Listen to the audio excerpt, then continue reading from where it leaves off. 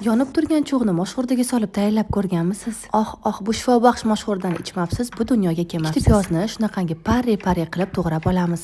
Lahm go'shtimizni ham xuddi videoda ko'rsatilgandek qilib kubik shaklida to'g'raymiz. Qizdirilgan qozonga yog'imizni solib, masalliqlarimizni ketma-ket qovurishni boshlaymiz. Piyozni yaxshilab qizartiramiz va to'g'rab olgan go'shtimiz uni ham qovurishni boshlaymiz. Men moshxo'rdaga bitta sabzini mayda qilib to'g'rab solaman va albatta sholg'omni ham to'g'rab solib, yaxshilab qovuramiz. Ishoning, sholg'om shunaqangi ta'm beradi. Tuz va moshni ham qo'shib, bitta aralashtirib qovurib, ustidan suv solamiz.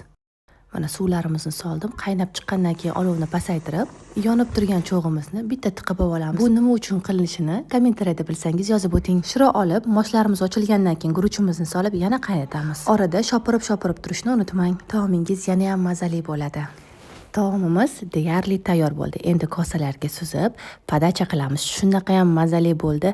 Qatiq va murchlar bilan shunaqa ichli rayhonlar to'g'rab. Foydali bo'lgan bo'lsa, albatta bu video uchun like bosing, saqlab olib yaqiningizga yuborishni unutmang. Iftorda suyuq ovqat uchun juda ham zo'r ketadi.